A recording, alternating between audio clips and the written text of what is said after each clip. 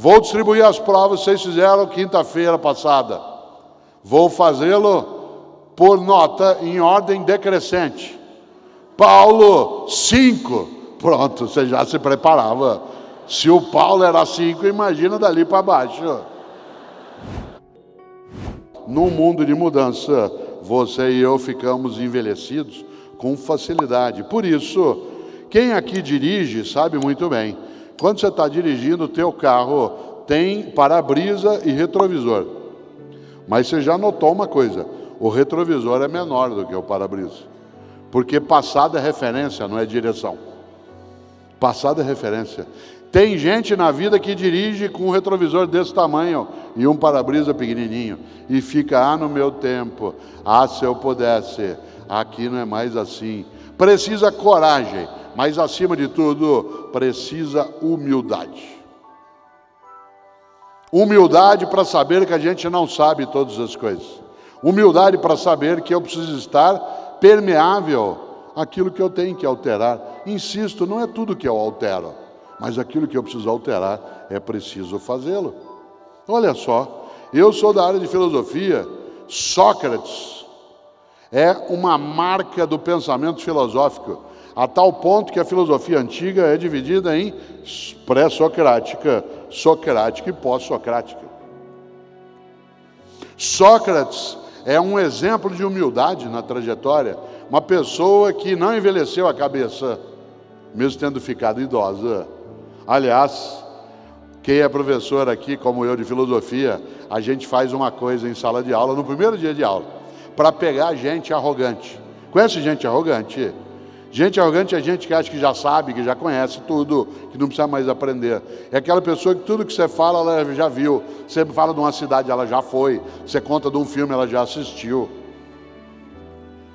Aliás, o arrogante costuma dizer o seguinte: tem 2 modos de fazer as coisas, o meu ou o errado. Você escolha.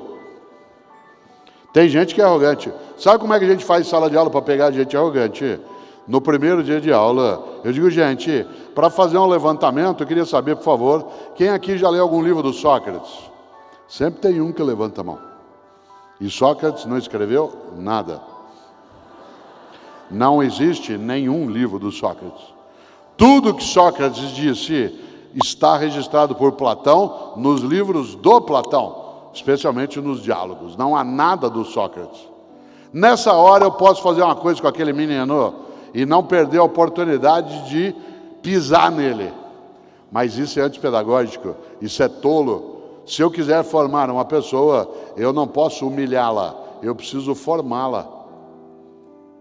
E aí eu digo, para não humilhá-lo, seguinte, talvez você tenha ouvido mal, talvez eu tenha falado do Sócrates, você entendeu Sófocles, porque do Sócrates não tem nenhum livro. Aí o menino diz, isso mesmo, é o Sófocles. Mas quando a aula termina, eu vou até lá e digo o seguinte: nós dois sabemos o que aconteceu. Não faça isso. Fingir que sabe é uma tolice imensa num mundo de mudança. Fingir que sabe te deixa despreparado. Eu poderia ofender o menino em público, claro, nos tempos já ultrapassados, isso seria chamado de estímulo. Aliás, quando o teu professor, ou professora, na hora de distribuir as provas, fazia uma coisa horrorosa, distribuía as provas falando a nota em voz alta. Vou distribuir as provas que vocês fizeram quinta-feira passada. Vou fazê-lo por nota em ordem decrescente. Paulo, 5. Pronto, você já se preparava. Se o Paulo era 5, imagina dali para baixo. Para que fazer isso?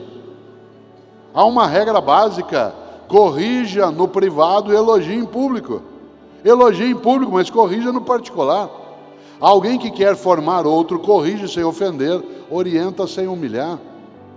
É um modo ultrapassado achar que você está estimulando pessoas quando você as machuca. Que nem na empresa. Até algum tempo, aquilo que hoje é chamado, com toda razão, de assédio moral, era chamado de estímulo. Seguinte, você se prepara, tá? Estou de olho em você. Vai almoçar, depois a gente conversa. Imagina, a pessoa entrava em pânico. eu estou prestando atenção nas tuas coisas. Vá para casa, fim de semana, aproveite. Segunda-feira eu converso com você. Isso hoje é considerado assédio moral, com toda razão, porque isso faz com que a pessoa se sinta aterrorizada. Há algum tempo, isso era usual, agora não pode.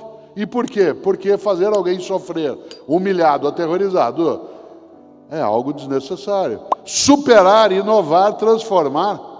A sorte segue a coragem.